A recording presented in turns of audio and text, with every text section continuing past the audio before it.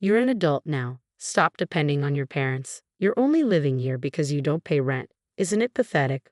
We won't put up with it any longer. Leave immediately." Michael's voice was icy and cutting. "They label me as unemployed just because I work from home, a situation I didn't choose. They've put my mother in a nursing home, and I can't handle it anymore." Karen chuckled, her gaze lingering on me with an unsettling curiosity. I couldn't fathom what was so amusing. "My name is Rachel. Until recently, I enjoyed tranquil days at my parents' home. The warmth of family gatherings was always a source of comfort. But everything changed one day due to an accident. My mother now relies on a wheelchair to go outside and needs a walker to move around the house. Despite the hardship, I've always admired her resilience in accepting this new reality. My father, Richard, had always been the steadfast pillar of our family. Despite his advancing age, he remained unwaveringly dependable, especially in supporting my mother. That's why I chose to stay home all this time to assist them. But everything changed abruptly when my father suffered a fatal heart attack. From that moment, our home fell into an even deeper silence. In that oppressive quiet, I felt lost and unsure of how to move forward. The news of his sudden death was a staggering blow to our family. My mother, Linda, was overwhelmed with grief, her sorrow evident as she wept uncontrollably until the funeral. Watching her in such anguish was heart-wrenching. As the eldest daughter, I was expected to fulfill the role of chief mourner, though traditionally it is the eldest son, Stephen, who would take on this responsibility. He dismissed the duty with a casual, "Let Rachel handle it," and avoided the task altogether. On the day of the funeral, I was too consumed by my responsibilities to grieve openly until my father's cremation. It was only at the crematorium, faced with the harsh reality, that I allowed my tears to flow freely. Lisa, Stephen's wife, observed my tears with a cold gaze and said, "Aren't you ashamed of crying so much as an adult?" Michael echoed her sentiment, adding, "It's pitiful. I wish you'd compose yourself." Despite their harsh words, I took my mother's wheelchair and guided her to a quieter corner away from the crowd. We held hands, sharing stories of my father, his warm smile, and the cherished moments we spent together. In that intimate space, Linda and I resolved, from now on, it will be just the two of us. We'll combine our strengths and look forward together. After the funeral, Michael and Lisa departed without a word. I was surprised by their early departure, especially given the significance of our father's funeral. His sudden death had shifted the dynamics within our family. Stephen, in particular, seemed distant, but my mother reassured me, everyone grieves in their own way. Stephen might be mourning in his own way. I took her words to heart and tried to keep my emotions in check. After that, life settled into a quiet routine for my mother and me. I worked from home as a freelance programmer, though my parents never fully understood the nature of my job. They probably assumed I was working diligently, given my regular contributions to the household finances. Balancing my programming work with household chores and caring for my mother proved challenging. With my father gone, I now bore the brunt of managing the household and looking after my mother, all while maintaining my job. Adding to the strain was the debt my father had incurred as a co-signer for a friend who had disappeared, leaving us to face the financial burden. Even in retirement, my father had taken on part-time work to repay the debt, but with his passing, that responsibility fell to me. Every day was a struggle with debt collectors visiting monthly and the pressure of approaching repayment deadlines. Managing the house, working, and dealing with these financial obligations was more demanding than I had anticipated. Yet I was determined not to burden my mother with my stress. Despite my exhaustion, I made sure to remain cheerful and supportive around her. Each time Michael visited, it felt like all my efforts were undone. Though his home is about an hour's drive away, he made the trip occasionally to check on Mom. However, his visits always seemed to come with criticism of my work. Still fixated on that keyboard job, he would sneer at my commitment to freelancing. "I've told you before, I'm making a decent living as a freelancer. Whether you approve or not, I'm charting my own course. Freelancing, honestly, just sounds like you're bragging," he would sarcastically remark. Michael was always seen as the ideal son, admired by everyone.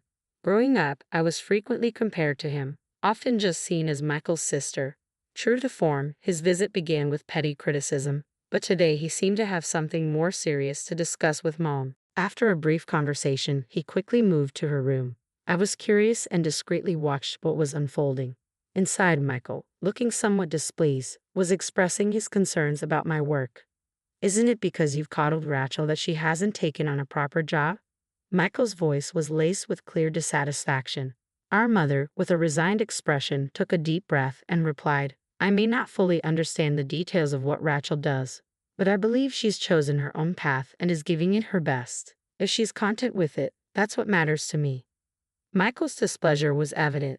But isn't it partly your fault that Rachel's always stuck at home? For her sake, maybe it's time you consider moving to a senior living facility. At that moment, I felt a strong urge to defend my mother and assert my own choices. I chose freelancing for its flexibility and my passion for programming. Being able to support and spend time with my mother were important factors, but they were not the sole reasons. Without thinking, I opened the door and walked toward my mother, ready to confront the situation. I want you to know, Mom, that I didn't choose this path because of you. I chose this job because it's the right fit for me, I said firmly. Linda smiled, her eyes full of appreciation. I know you didn't choose this just for me, Rachel. Catching Michael's surprised expression out of the corner of my eye, I continued, I've never seen you as a burden, Mom.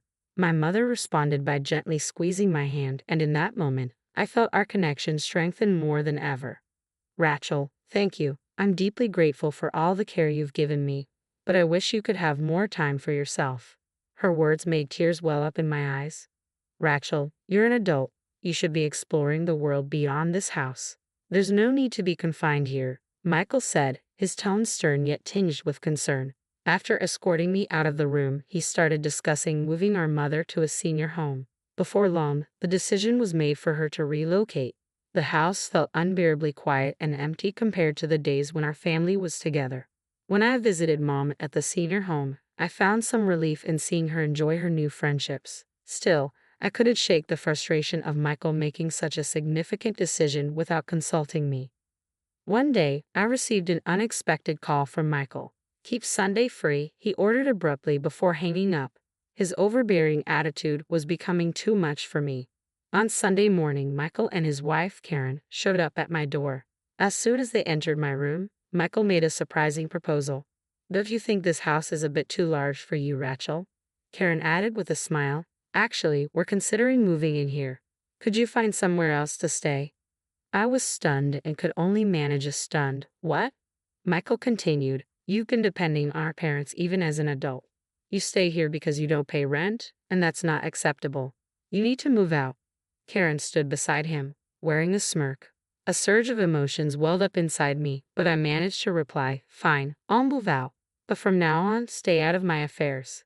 In response, Michael proposed, maybe it's time to sever our sibling ties. It could be a fresh start for both of us, don't you think?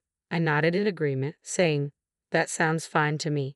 Soon after, I began searching for a new place and quickly found an apartment that I liked. The move was swift since I didn't have much to pack. The new apartment was perfect for solo living, bright, well ventilated, and very comfortable. The pressure I felt in the large house back home gradually lifted in this new setting. To my surprise, I quickly found myself enjoying this new phase of my life. Even shopping at the nearby small supermarket became a pleasure. This fresh start brought new discoveries and a sense of hope. On a sunny day about a month later, I received an unexpected call from Michael, who had previously claimed we were no longer in contact. His voice carried an edge of urgency. Rachel, is it true that Dad left behind debts? It dawned on me that I hadn't informed Michael about the debts. For me, dealing with them had become a routine part of life, and I hadn't considered it noteworthy. Why didn't you mention this earlier? The whole neighborhood is buzzing with rumors. Karen's too scared to even go outside. How have you managed to keep those intimidating debt collectors at bay? Michael asked. I replied calmly, it's straightforward. I've been making the payments every month. Really? The collectors are saying the amount is $1,000 a month. How have you been able to cover that? Well, it was tight, but my freelance work was doing well, so I managed. I worked hard to balance both the debt repayments and our household expenses, I explained. Michael, on the other hand, had a steady job at a large company but hadn't seen much career advancement or salary increase. I suspected that my income might be higher than his, and it seemed I was correct. Michael sounded desperate. Honestly, $11,000 is a bit too much for me. Can you help me out? He pleaded.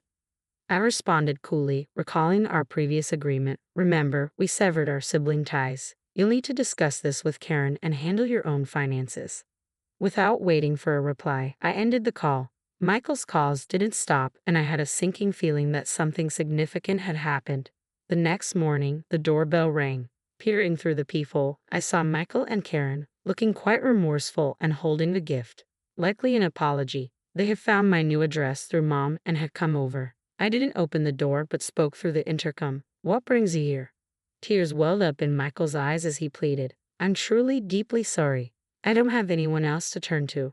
Please help me. Karen stood beside him, her head bowed in apology. It was clear that Michael had made some poor investments and lost a substantial amount of money. Their plan had been to take over the family home, reduce living expenses, and use her father's inheritance to repay the debts. The entire scheme to move Mom to a nursing home and force me out of the house was Michael's idea. But instead of finding an inheritance, all they uncovered was a massive debt. I thought we'd be able to claim the house and pay off the debts with Dad's inheritance. I had no idea he left behind so much debt, he said, his voice trembling with emotion. Remember, we agreed to sever our sibling ties. We're no longer family, I said coldly, dismissing them.